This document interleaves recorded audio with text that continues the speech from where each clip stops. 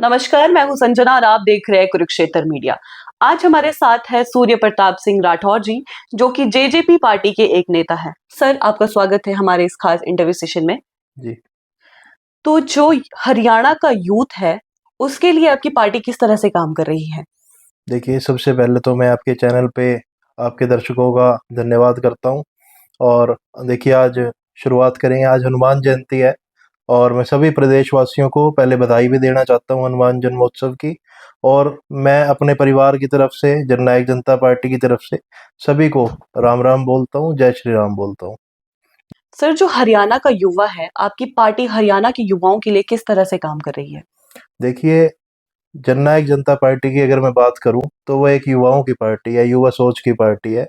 हमारे नेताजी दुष्यंत चौटाला जी, जो पूर्व में जो है डिप्टी सीएम भी रहे हैं हरियाणा सरकार के अंदर, उनकी जो सोच है वो युवाओं के प्रति काफ़ी अच्छी सोच है, पॉजिटिव सोच है। वो चाहते हैं कि ज़्यादा से ज़्यादा जो है युवा जो है वो मैदान के अंदर आए, राजनीति के अंदर आए, सियासत के अंदर आए, ताकि जो है देखिए, जो युवा होता है वो देश की जो है एक बैकबोन होता है।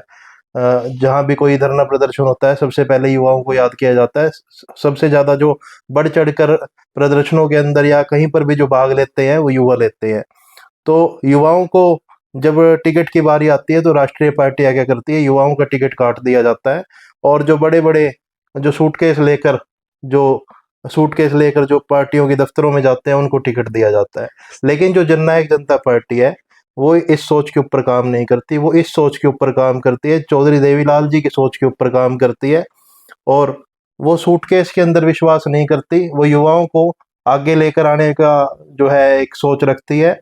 और जो युवा काम करेगा, चाहे वो आम घर का है, चाहे वो गरीब घर का है, चाहे वो किसान का बेटा है, ये जरूरी नहीं है कि बिजनेसमैन का बेटा या नेता का जो बेटा है, एमएलए का जो लड़का है, वही आगे एमएलए बनेगा। सर, यह आप बात पार्टी। कर रहे हो सूटकेस की और आपने बात की कि आजकल जो आपकी पार्टी है वो युवाओं को ज़्यादा आगे लाने के लिए जी। उत्साहित करती है और वो कहीं न कहीं हमारे देश की भी बैकबोन है। जी। तो आजकल का जो युवा है वो तो अलग ही दुनिया में है, according to me and according to हम सब लोगों के आपकी हिसाब आपकी से, बात। कि आजकल का युवा नशे में जा रहा है। आजकल हमारे भारत में इतनी अनएम्प्लॉयमेंट बढ़ गई है, हमारे कॉलेज, हमारी यूनिवर्सिटी से हर साल इतना बच्चा निकलता है, लोग पीएचडी करके घर में बैठे हुए, इतना बुरा हाल हमारे भारत का आज है। हरियाणा में इतनी अनएम्प्लॉयमेंट की अगर हम बात करें, हमारे जो युवा है वो दुकानों में काम कर रहे हैं, युवा पीएचडी किया हुआ बच्चा जो है वो घरों में काम ढूंढ रहा है, दुकानों में काम ढूंढ रहा है। तो इसके ऊपर क्या कहना चाहोगे सर आप? देखिए, आपकी बात जो है बिल्कुल 100% सच है। आज के जो हालात हैं हमारे प्रदेश के अंदर, हमारे प्रदेश में नहीं बल्कि पूरे देश की अगर मैं बात करूं तो पूरे देश का यही हाल है कि जो हमारे प्रदेश और देश का जो युवा है, वो पढ़ा लिखा युवा, पीएचडी करा हुआ युवा जो है आज सड़कों के ऊपर है, लाइनों के अंदर लगा हुआ है कि हमारे को नौकरी मिल जाए। अपनी बड़ी बड़ी फाइलें उठा के, कागज उठाकर जो है दफ्तरों के चक्कर काट रहा है। और पेपर भरता है तो पेपर लीक हो जाते हैं। ये मेरा मुद्दा जो है संजना जी, ये आज से नहीं है, मेरे को 5-6 साल हो गए थानेसर के अंदर राजनीति करते हुए।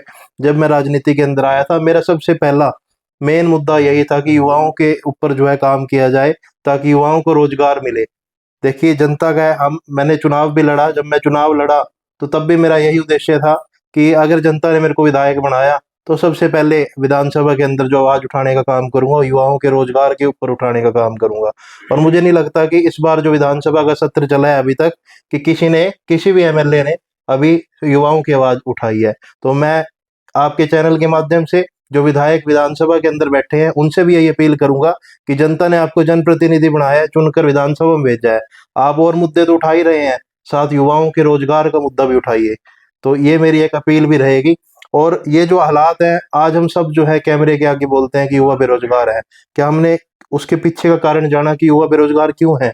युवा जो है आज नशे की तरफ क्यों जा रहा है? अभी हमारे थानेसर के अंदर जो है रोज ऐसी वारदातें आगे आती हैं कि नशे की ओवरडोज से युवा जो है वो मर जाते हैं, ओवरडोज से मर जाते हैं। तो इस तरह की जो ये है, ये रोक लगानी चाहिए। और अगर युवाओं को रोजगार मिलेगा, देखिए दुष्यंत चौटाला जी जो है वो 4.5 साल डिप्टी सीएम रहे।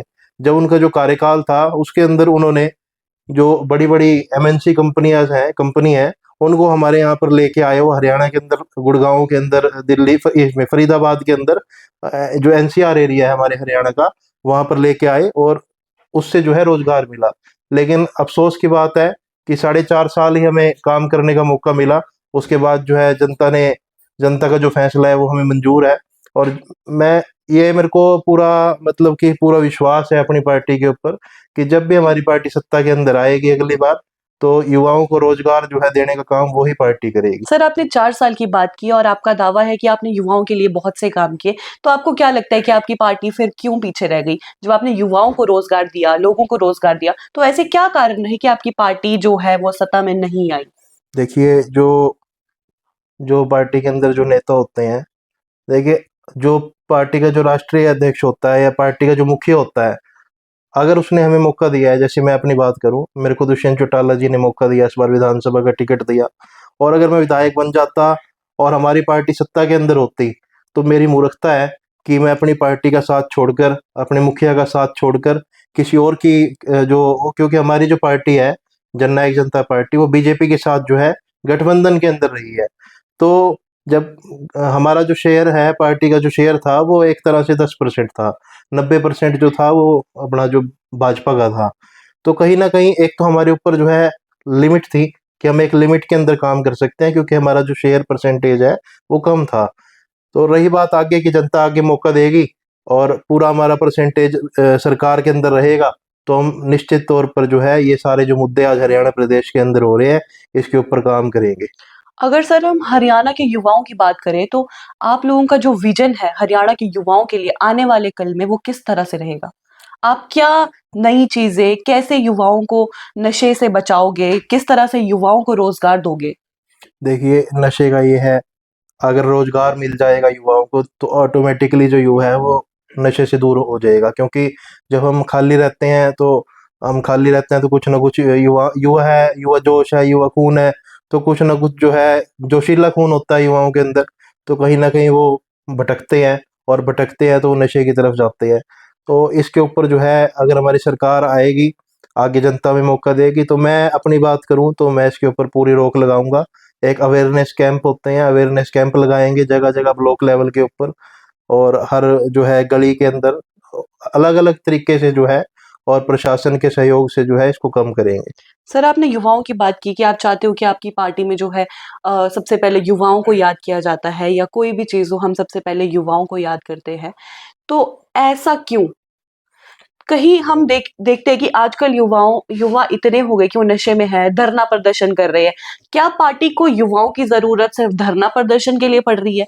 क्या पार्टी जो है युवाओं को टिकट देने के लिए, कहीं न कहीं जब पार्टी युवाओं को टिकट देती है, तो कहीं न कहीं उन्हें लगता है कि पता नहीं क्या होगा?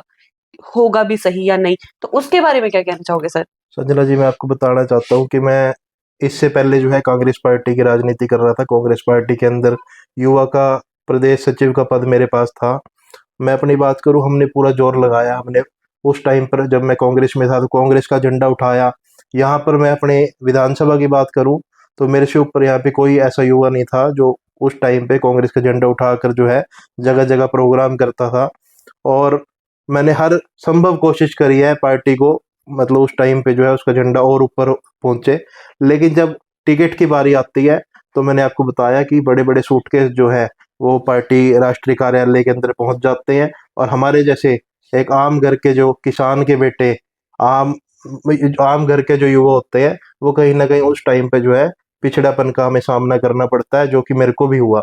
और उस टाइम पर जो है जब मैं पार्टी पे अपनी कांग्रेस पार्टी के अंदर टिकट की लड़ाई लड़ रहा था, मैं आपको बताना चाहता हूँ मेरा पैनल के अंदर नाम था, पैनल के अंदर नाम पहुंच गया था। उसके बाद जो है ये राष्ट्रीय पार्टी वाले जो है, अब मैंने आपको बताया कि बड़े बड़े सूटकेस आते तो हैं सर इनके मतलब पास। आपका कहना है कि जो कांग्रेस पार्टी है उसमें इस तरह का जो भेदभाव। कांग्रेस पार्टी जो है युवाओं की पार्टी हो ही नहीं सकती है। उस मतलब कांग्रेस पार्टी के अंदर युवा जो है वो सिर्फ धरने प्रदर्शन तक ही सीमित है, जो कि मैं अपना आप बीती बता रहा हूँ मेरे साथ जो हुआ है। और जिस पार्टी के अंदर मैं हूँ, ये क्षेत्रीय पार्टी है, जननायक जनता पार्टी, दुष्यंत चौटाला जी की पार्टी है। वो खुद एक युवा है, और चौधरी देवीलाल जी की सोच के ऊपर वो चलते हैं। आपने चौधरी देवीलाल जी का जो इतिहास है वो हम सब ने पढ़ा है, और किस तरह से उन्होंने जो आज बड़े बड़े विधायक और सांसद आज बने बैठे हैं, वो कहीं ना कहीं जो है देवीलाल जी की पौध है। और सबने जो है चौधरी देवीलाल जी से राजनीति सीखी है या उनके साथ करी है, और उन्होंने लाखों युवाओं को और लाखों आम आदमियों के ऐसे बेटों को, किसान मजदूर के बेटों को जो है विधायक बनाया, सांसद बनाया। तो इस सोच के ऊपर चलने वाली पार्टी है। और हमें भी देखो कहीं ना कहीं जो है पार्टी ने टिकट दिया। जब मेरे को कांग्रेस पार्टी के से टिकट नहीं मिला तो दुष्यंत चौटाला जी ने मेरे मेरे अंदर देखा कि एक युवा है, और एक युवा को टिकट देने से, मैदान के अंदर उतारने से एक फर्क पड़ेगा।